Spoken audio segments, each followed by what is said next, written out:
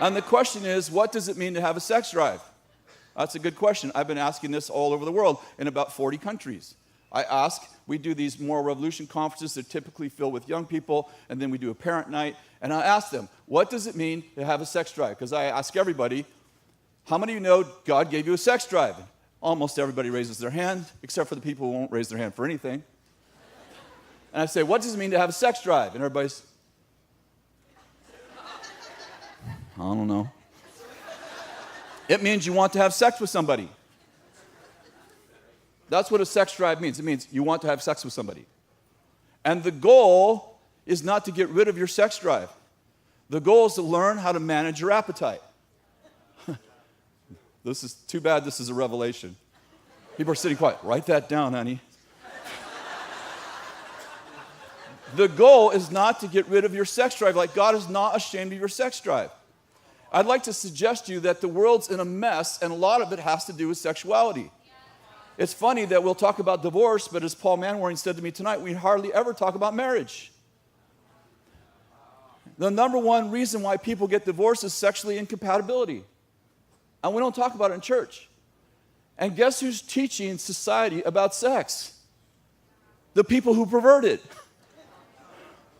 And then we used to send little Johnny to school to learn about sex because we were ashamed to tell him at home. That's why the school system had to start telling Johnny about it. And then guess what they're teaching Johnny in school? You guessed it. In California, you have to teach kids. You have to teach kids by requirement. You have to teach kids you could be bisexual, homosexual, heterosexual. You have to teach them about all the different avenues of sexuality. That's who's teaching your kids. But you know why they got the job? Because you're not doing it at home.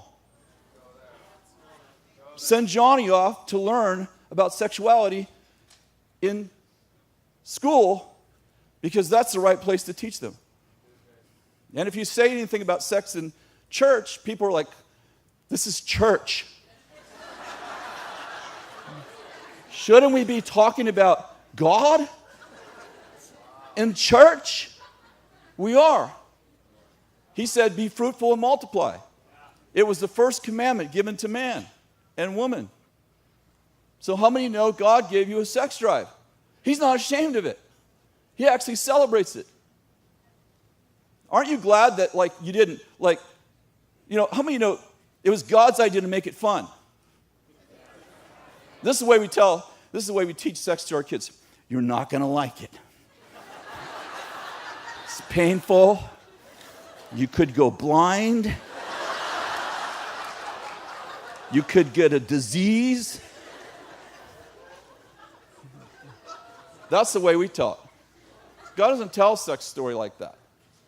Aren't you glad, God didn't make you, lay on it, sit on an egg for 9 months like birds? I mean, how many people would be here? If we were like birds, all right, your turn. No, I sat on them yesterday.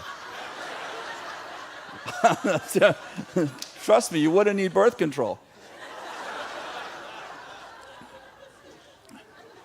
So the world shames sex. Perverts sex, and religion shames sex. Religion's like, be careful how you say that. Let's whisper it in the corners of our homes. And then we wonder why our children are so enticed by sexuality. Everybody else is teaching them sex but us. I'm going to have people call and say, hey, my son's 16. I don't know if he's ready to come to the Moral Revolution Conference.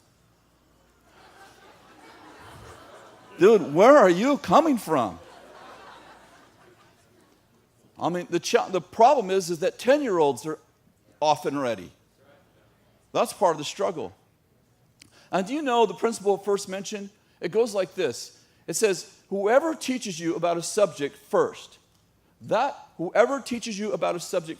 what they teach you becomes the foundation in which for the rest of your life you will view that subject. And I believe that God created us like that because he intended for children to be taught by their mother and father. So when you teach kids about sex first, and then little Henry, their friend in 6th grade, talks to them about sex, they will measure what Henry says by what you told them. But guess what happens if Henry tells them first?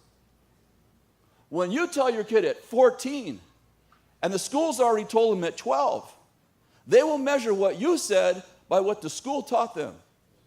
And they tend to scrap whatever doesn't measure up with the first thing they were taught, because that tends to be the foundation of everything they believe. Now, can that change? Of course it can. But how many know it takes a conscious effort to say, I was lied to, that is not true, I will no longer believe that. But wouldn't it just be easier just to lay a foundation the way God intended for your kids? So that when you share with them, and somebody else shares with them a year later, they go, I know what to believe about that. My parents taught me about that.